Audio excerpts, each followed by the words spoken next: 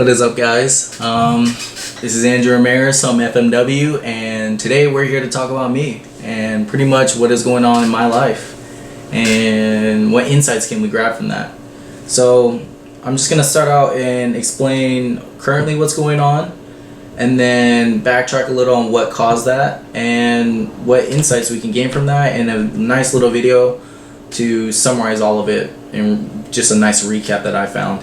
So currently, right now, I am a senior year dropout from college, and I am enlisted into the Air Force Reserve, and I plan to full-time trade after I get out of tech school for the Forex currencies, and hopefully even more from there. I can expand my portfolio into other things.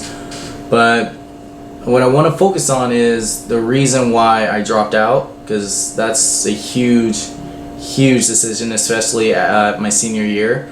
And in order to understand that, I'm not going to backtrack all the way, but to give you a little insight, all 4 years I knew college was not worth it for me. I did not want to go to college in the beginning, but it kind of shifted over time, back and forth. But senior year, what put me over the edge was actually in an English class, and I was assigned to write an essay and pick a topic, and my topic was reality versus expectations of the American dream. Is it still alive? And basically at the end of it, I concluded it shifted and changed, and the conclusion became college was not worth it. It was a terrible choice. It's for most people, besides people that are choosing to become doctors and lawyers, but besides that, it's overall just a terrible financial choice.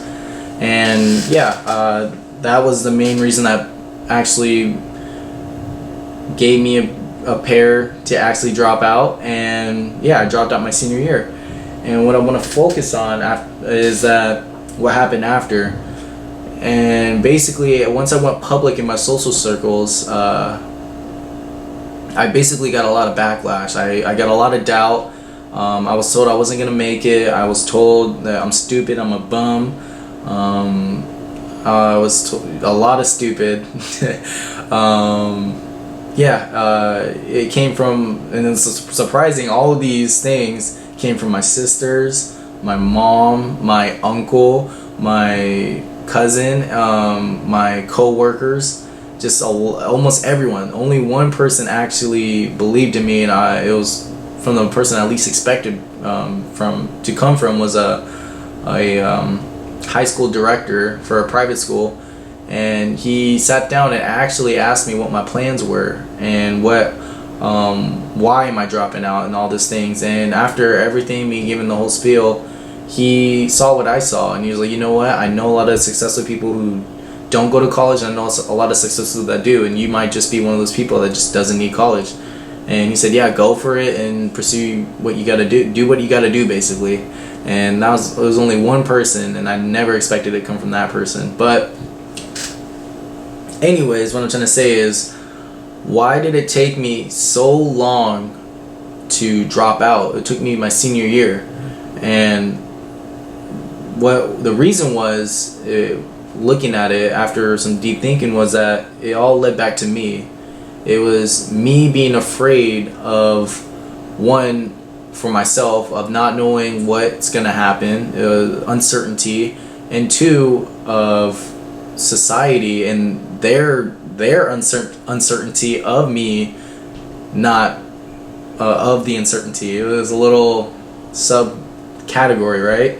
And that also comes from fear too, because every time I asked my family members and everyone that doubted me why they want me to go back to college, they didn't even know. They just said go back to college, and ask them why. They don't know. They just said you're going to be more successful, but they had no proof, no evidence, no reason to believe that besides that that's what you do. And that all stems from fear. And I want to say that college, there's a lens, a societal lens that we were taught through our education system, that no matter what, if you go to college and get a degree, you will not fall through the cracks of society and be in poverty. That was pretty much the general consensus of what everyone believed about education. But I want to say, if I never chose to drop out this year and pursue laid out this framework that I had my camera cut out. But if I never dropped out and laid out the framework and wrote this plan, I would have never, I would have probably just sat in class, did what I was told, just got a bunch of information, forgot it, in 1 year, out the next, and probably got a $60K a year job right off the bat maybe, and yeah, probably would have been debt my whole life, probably got one house maybe, and that would be it. That's probably what majority of people go through. And yeah, and if I would have never, luckily I was able to force myself to do this and drop out and find the courage to do it. But don't fall into fear, basically what I'm trying to say, and don't be afraid to pursue your goals. And I just want to share this video that I found that was actually sent to me by another colleague of mine, and it's actually of Joe Rogan, and I know he's very controversial, but I never knew of this video, and there's a lot of other videos I would like to show, but this one sums it up very nicely. And I personally like Joe Rogan, but there was all like the Dalai Lama, Bill Gates, Warren Buffett, like all the most successful people in the world I wanted to show and had a bunch of quotes ready, but this video summed it up all super good. So I'm just going to show this video instead, and it's 3 minutes long, and yeah.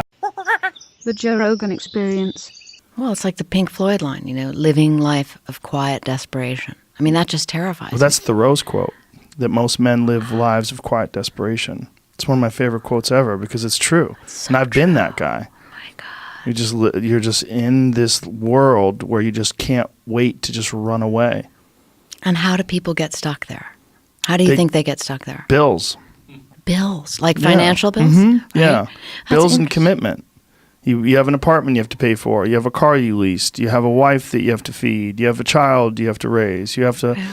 You have your mortgage, you have your this, you have your that, and that's where it all comes from. Where do you think opportunity plays into that?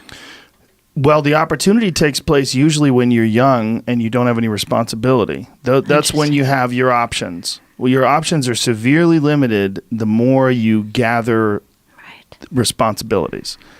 Like if I had to, as a 51-year-old father of 3, married man, pays taxes, has a house and a mortgage and a business and all that jazz. If I had to quit everything now and struggle the way I struggled as a stand-up comedian, it would never work.